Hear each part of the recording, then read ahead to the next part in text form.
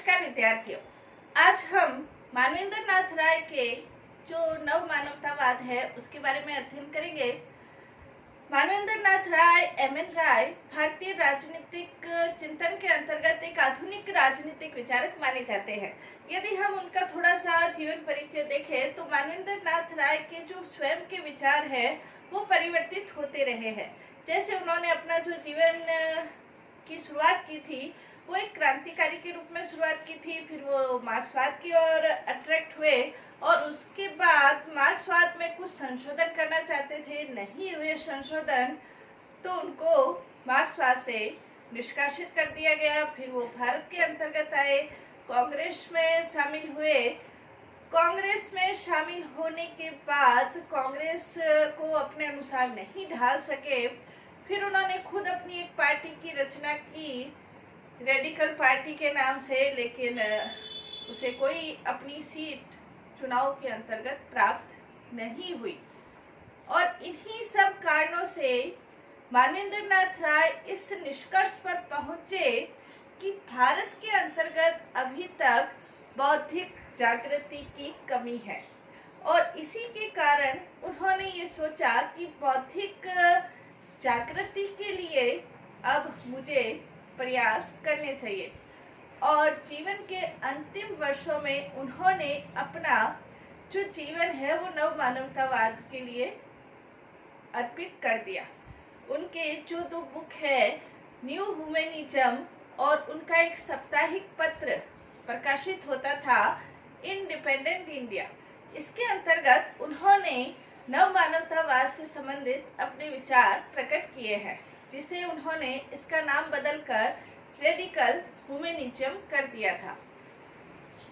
और उसके बाद न सिर्फ भारत के अंतर्गत बल्कि अंतर्राष्ट्रीय स्तर पर भी मानवेंद्र नाथ राय का नाम नव मानवतावाद के रूप में जाने लगा। नव मानवतावाद क्या है और इसका वर्तमान समय इसकी क्या महत्व है उसके बारे में आज हम अध्ययन करेंगे। जैसे मानवेंद्र नाथ राय ये कहते हैं कि नव मानवतावाद मनुष्य की प्रभु सत्ता की घोषणा करता है और ये बताता है कि विवेकपूर्ण और नैतिक समाज संभव है, क्योंकि मानव प्रकृति से ही विवेकपूर्ण है और नैतिक है। इसलिए नव मानवतावाद सर्वव्यापक है। कहने का तात्पर्य ये है कि जो नव मानवतावाद है वो नैतिकता और विवेक इन दो महत्वपूर्ण लक्षणों पर आधारित है या लक्षणों को जोड़ देता है, उसके बारे में बताता है। नव मानवतावाद के अंतर्गत यदि देखें, मानवतावादी जो विचारक है वो ये नहीं है कि कोई राय ने सबसे पहले मानवतावादी विचारधारा को प्रकट किया हो, ऐसा नहीं है। मानवतावादी और भी विचारक रहे हैं। जैसे पाश्चात्य रूप में यदि हम देखें तो प्रोटेगेरस है, इर्साइस है, मोर है, बुकनन है, हर्डर है, मानवतावादी विचारक रहे हैं। भारतीय विचारकों के अंतर्गत भी राजा राम मोहन राय है, रविंद्रनाथ टैगोर है, महात्मा गांधी है, गोपाल कृष्ण गोखले है, अरविंद घोष है, ये सभी मानवतावादी विचारक रहे हैं। लेकिन मानवेंद्र नाथ राय ये कहते हैं कि इन मानवतावादी विचारकों और उनका जो नव मानवतावाद है उनमें जो प्रमुख अंतर हम देख सकते हैं वो ये है कि ये जो विचारक है ये कहीं न कहीं मानव को किसी अति प्राकृतिक या अति मानवीय या प्राकृतिक सत्ता के अधीन रखते हैं, जबकि मानवेंद्र नाथ राय ये कहते हैं कि उनका जो मानवतावाद है वो पूर्ण रूप से मानव को स्वतंत्र करता है, यानी कि मानव के ऊपर ही आधारित है, वो मानव पर ही विश्वास करता है, वो किसी भी मानवीय अति मानवीय सत्ता, प्राकृतिक सत्ता, ईश्वरीय सत्ता में विश्वास नहीं करता, वो सिर्फ मानव के पर ही विश्वास करता है। संपूर्ण जीवन का जो केंद्र है वो मानव को ही मानता है। कहने का तात्पर्य ये है कि जो मानवतावादी नव मानवतावादी जो राय ने प्रकट किया है वो अन्य विचारकों से इस कारण से भिन्न है कि वो किसी भी मानवीय अति मानवीय प्राकृतिक सत्ता में विश्वास नहीं करता है। यदि हम नव मानवतावाद के कुछ तत्व देखे, मूल तत्व देखे कि नव मानवतावाद के मूल तत्व क्या है। तो इसके अंतर्गत हम कह सकते हैं, जैसे मानवेंद्र नाथ राय ये कहते हैं कि इसका मूल तत्व है मानव संपूर्ण जीवन का मूल है और प्रत्येक वस्तु का जो आधार है वो मानव ही है। यानी कि मानव को संपूर्ण जीवन का मूल माना गया है। वो ये मानते हैं कि किसी भी प्रकार की ईश्वरीय सत्ता, किसी भी प्रकार का भाग्य, किसी भी प्रकार की अप्राकृतिक सत्ता व्यक्ति के भाग्य का निर्माण नहीं करती है, बल्कि व्यक्ति स्वयं अपने भाग्य का निर्माण करता है। जो भी ये धार्मिक सत्ताएं हैं अंधविश्वास की ओर अग्रसर करती है और अंधविश्वास कहीं न कहीं व्यक्ति की स्वतंत्रता का हनन करता है और व्यक्ति की स्वतंत्रता का हनन उसके व्यक्तित्व विकास के हनन की ओर अग्रसर हो जाता है। मानवेंद्र नाथ राय ये कहते हैं कि कोई भी ग्रह नक्षत्र, सूर्य, चांद, तारे, ये कोई भी ग्रह नक्षत्र, कोई भी वास्तु व्यक्ति के भाग्य का निर्माण करने के लिए उत्तरदायी नहीं है, बल्कि व्यक्ति अपने विवेक के अनुसार, अपनी मेहनत के अनुसार, अपने बुद्धि के अनुसार अपने स्वयं भाग्य का निर्माण कर सकता है। तो ये कहना चाहते हैं नव मानवतावाद के अंतर्गत कि मानव अपने संपूर्ण जीवन का मूल है और प्रत्येक वस्तु का आधार भी मानव है। इसलिए मानव को अपने भाग्य का निर्माण करने के लिए अन्य किसी सत्ता की आवश्यकता नहीं रहती है, अन्य ग्रह नक्षत्रों की आवश्यकता नहीं है। साथ ही सेकंड इसका यदि हम तत्व देखें, नव मानवतावाद का दूसरा यदि महत्वपूर्ण तत्व देखें तो नव मानवतावाद मानवीय बुद्धि और विवेक में विश्वास करता है। वो ये कहते हैं, मानवेंद्र नाथ राय ये कहते हैं, व्यक्ति के जीवन और उसके व्यक्तित्व में विवेक सार्वभौमिक समन्वय की प्रतिध्वनि कहा जा सकता है। सार्वभौमिक समन्वय की प्रतिध्वनि विवेक है। इसका तात्पर्य यह है कि जब व्यक्ति अपने विवेक के अनुसार कार्य करता है, अपनी बुद्धि के अनुसार कार्य करता है, तो उसे अन्य किसी भी प्रकार के अंधविश्वास, किसी भी प्रकार के आडंबर, किसी भी प्रकार के कर्मकांड की कोई आवश्यकता नहीं रहती है। व्यक्ति अपने विवेक के माध्यम से, अपनी बुद्धि के माध्यम से व्यक्ति अपने जीवन में जो चाहे वो परिवर्तन कर सकता है। कोई भी दूसरी चीज, दूसरी सत्ता व्यक्ति के जीवन में परिवर्तन करने के लिए उत्तरदायी नहीं रहती है। मानवेंद्र नाथ राय ये कहना चाहते हैं कि व्यक्ति अपने जीवन के अंतर्गत, अपने व्यक्तित्व के अंतर्गत, अपनी बुद्धि के द्वारा, अपने विवेक के द्वारा वो परिवर्तन कर सकता है, क्योंकि प्रत्येक व्यक्ति के अंदर बुद्धि एक महत्वपूर्ण तत्व के रूप में रहती है। मानवेंद्र नाथ राय ने नव मानवतावाद के अंतर्गत जो तीसरा महत्वपूर्ण तत्व बताया है वो बताया है स्वतंत्रता। मानवेंद्र नाथ राय ये कहते हैं कि मानवतावाद का जो प्रेरक तत्व है वो स्वतंत्रता है और स्वतंत्रता के द्वारा व्यक्ति जहाँ अपने व्यक्तित्व का विकास करता है, समाज का विकास करता है, राष्ट्र का विकास करता है, साथ ही साथ अंतरराष्ट्रीय क्षेत्र पर भी उसका विकास होता है।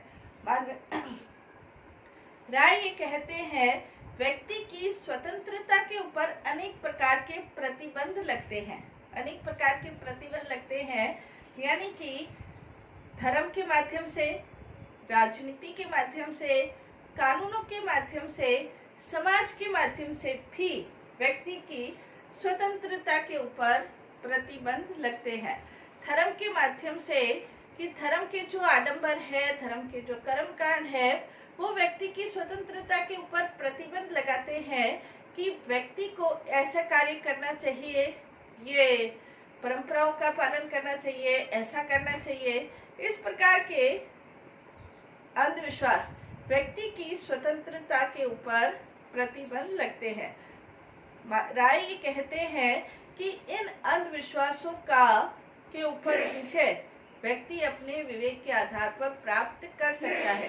साथ ही मानवेंद्र नाथ राय ने ये भी कहा कि राजनीतिक रूप से और कानूनी रूप से भी व्यक्ति की स्वतंत्रता के ऊपर अनेक प्रकार के प्रतिबंध लग सकते हैं। वो ये कहते हैं कि व्यक्ति की स्वतंत्रता के ऊपर कानूनी रूप से, राजनीतिक रूप से जो प्रतिबंध लगते हैं, व्यक्ति अपनी बुद्धि के माध्यम से वो आगे बढ़ने का प्रयास करे और जो प्रतिबंध उसकी स्वतंत्रताओं के ऊपर है उनका मुकाबला करे। सामाजिक क्षेत्र के अंतर्गत भी अनेक प्रकार के रीति रिवाज, अनेक प्रकार की कुरीतियां, बुराइयां, बंधन व्यक्ति की स्वतंत्रता के ऊपर प्रतिबंध लगाते हैं। इन प्रतिबंधों से उठकर व्यक्ति को अपनी स्वतंत्रताओं का प्रयास करना चाहिए। मानवेंद्र नाथ राय ये कहते हैं, स्वतंत्रता का अर्थ है व्यक्ति की अंतर्निहित जो शक्तियां हैं और जो क्षमताएं हैं उन पर लगे प्रतिबंधों का सहज विलीनीकरण कर दिया जाए। जो भी उसकी अंतर्निहित क्षमताएं हैं, शक्तियां हैं, व्यक्ति अपनी स्वतंत्रता का वातावरण नहीं मिलता है तो अपने व्यक्तित्व का विकास करने में वो सक्षम नहीं हो पाता है। तो स्वतंत्रता का वास्तविक तात्पर्य यही है कि उसकी अंतर्निहित जो शक्तियां हैं उनका सहज विलीनीकरण कर दिया जाए और व्यक्ति अपने व्यक्तित्व का विकास, अपनी क्षमताओं का विकास वो स्वाभाविक रूप से कर सके। इसका प्रयास व्यक्ति के द्वारा अवश्य ही किया जाना चाहिए। साथ ही मानवेंद्र नाथ राय ने नेक्स्ट जो इसका तत्व बताया है वो बताया है धर्मनिरपेक्ष नैतिकता से अनुप्रेरित। मानवेंद्र नाथ राय ये कहते हैं कि उनका जो मानवतावाद है वो धर्मनिरपेक्ष नैतिकता से अनुप्रेरित है, यानी कि धर्म व्यक्ति को स्वतंत्रता में बाधक है, उसके विवेक के ऊपर वो प्रतिबंध लगाता है, लेकिन नैतिकता समाज के अंतर्गत होनी आवश्यक है। सारी समस्याओं की जो जड़ है, राय ये कहते हैं, अनैतिकता है। इसलिए सामाजिक क्षेत्र के अंतर्गत, आर्थिक क्षेत्र, राजनीतिक क्षेत्र के अंतर्गत नैतिकता को पुनर्स्थापित किया जाना चाहिए। और जब नैतिकता को स्थापित करते हैं, नैतिकता किसी धर्म से संबंधित नहीं है, बल्कि नैतिकता का तात्पर्य धर्म नैतिक मूल्यों से है जो किसी धर्म से संबंधित नहीं है। इसीलिए उन्होंने अपनी नैतिकता को धर्मनिरपेक्ष नैतिकता कहा है, ताकि व्यक्ति नैतिक रूप से नैतिक मूल्यों को धारण करते हुए जब प्रत्येक व्यक्ति के अंदर नैतिकता, नैतिक मूल्य प्रतिस्थापित होते हैं तो समाज में अनेक प्रकार की जो समस्याएं हैं उसका समाधान हो सकता है। हम देखते भी हैं, चाहे किसी भी क्षेत्र की हम समस्याएं ले, चाहे वो सामाजिक क्षेत्र हो, आर्थिक क्षेत्र हो, राजनीतिक क्षेत्र हो, किसी भी प्रकार के क्षेत्र में जो समस्याएं हैं उसका मूल कारण कहीं न कहीं अनैतिकता ही है। इसलिए मानवेंद्र नाथ राय ये कहते हैं कि हमें समाज के अंतर्गत, राजनीति के अंतर्गत, कानूनों के अंतर्गत नैतिकता को स्थापित करना है, लेकिन ये जो नैतिकता है ये किसी धर्म से संबंधित नहीं है। इसीलिए उन्होंने अपनी नैतिकता को धर्मनिरपेक्ष नैतिकता कहा है। नेक्स्ट इसके अंतर्गत मानवेंद्र नाथ राय अपने मानवतावाद के अंतर्गत मानव स्वभाव की सकारात्मक व्याख्या करते हैं। मानव स्वभाव की सकारात्मक व्याख्या का तात्पर्य ये है कि वो मानव को स्वार्थ रहित प्राणी मानते हैं, स्वार्थ से संबंधित प्राणी नहीं मानते हैं। उनका ये मानना है कि व्यक्ति के अंतर्गत विवेक, नैतिकता और स्वतंत्रता, विवेक, नैतिकता और स्वतंत्रता व्यक्ति में ये स्वाभाविक तत्व है और अपने विवेक के कारण ही और अपनी नैतिकता के कारण ही आज जो मानव समाज है वो निरंतर प्रगति की ओर अग्रसर है। प्राचीन काल से लेकर भी अब तक मानव स्वभाव, मानव समाज जो प्रगति की ओर अग्रसर है उसका मूलभूत कारण यही है कि वो विवेक और नैतिकता से संबंधित प्राणी रहा है। मानवेंद्र नाथ राय ये कहते हैं कि व्यक्ति के अंतर्गत हो सकता है कि कुछ कारणों से ऐसे तत्वों का प्रवेश कर जाए जिसके कारण से व्यक्ति कुछ ऐसे कार्य करने लग जाए जो समाज की व्यवस्थाओं के अनुरूप नहीं हो, लेकिन मूलभूत रूप से व्यक्ति स्वभाव के रूप से सकारात्मक है, अच्छा है, विवेकपूर्ण है। क्योंकि व्यक्ति नैतिकता का जो पालन करता है वो किसी धार्मिक अंधविश्वास के कारण वो नैतिकता का पालन नहीं करता, बल्कि समाज कल्याण के भाव से वो नैतिकता का पालन करता है। और समाज कल्याण के भाव से नैतिकता का पालन करने के कारण उसको ये पता है कि समाज के कल्याण में उसका स्वयं का कल्याण भी निहित है। नेक्स्ट, इसके अंतर्गत मानवेंद्र नाथ राय विश्व बंधुत्व के समर्थक है। मानवेंद्र नाथ राय ये कहते हैं कि जो व्यवस्थाएं हैं, जैसे एक राष्ट्र दूसरे राष्ट्र के ऊपर, एक राज्य दूसरे राज्य के ऊपर अपना अधिकार स्थापित करने की कोशिश करते हैं, लेकिन वास्तविक रूप में उनका जो मानवतावाद है, नवीन जो मानवतावाद है, वो नवीन मानवतावाद विश्व बंधुत्व का समर्थक है, जिसके अंतर्गत अंतरराष्ट्रीयवाद से ऊपर उठकर विश्व राज्यवादी व्यवस्था का समर्थक है। एक राष्ट्र दूसरे राष्ट्र के ऊपर अधिकार करने के कारण ही विश्व के अंतर्गत अंतरराष्ट्रीय स्तर पर अनेक प्रकार की समस्याएं उत्पन्न होती है। लेकिन यदि हम विश्व बंधुत्व के रूप में यदि देखें, तो विश्व बंधुत्व के रूप में देखने के कारण अगर सभी राज्य एक हो जाए, जो राष्ट्रवाद की एक राज्य दूसरे राज्य की जो सीमाएं हैं वो सीमाएं खत्म हो जाए, तो उपनिवेशवाद, साम्राज्यवाद, ये जो राष्ट्र एक राष्ट्र का दूसरे राष्ट्र के प्रति जो शोषण की स्थिति है, उसको अपने अधीन करने की स्थिति है, सीमाओं का विवाद है, ये सारी समस्याएं खत्म हो जाएगी और अंतर्राष्ट्रीय स्तर पर विश्व शांति की स्थापना हो जाएगी।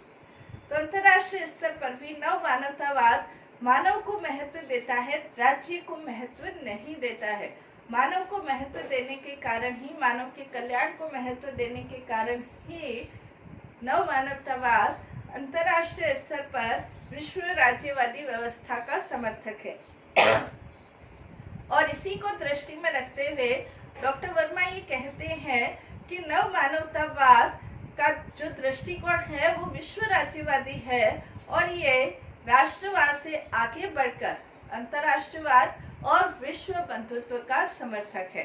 तो नव मानवतावादी विचारधारा के एम.एन. राय ने जो मूल तत्व बताए हैं, जहां पर व्यक्ति को महत्व दिया गया है, व्यक्ति के विवेक को, व्यक्ति की स्वतंत्रता को, नैतिकता को, और समाज के अंतर्गत नैतिकता को पुनर्स्थापित करना चाहते हैं, ताकि समाज की जो समस्याएं हैं उनका समाधान निकाला जा सके। क्योंकि राय ये मानते हैं कि नैतिकता को स्थापित करके ही हम समाज में शांति व्यवस्था, सुव्यवस्था स्थापित कर सकते हैं, जिससे मानव का कल्याण संभव हो सकता है। धन्यवाद।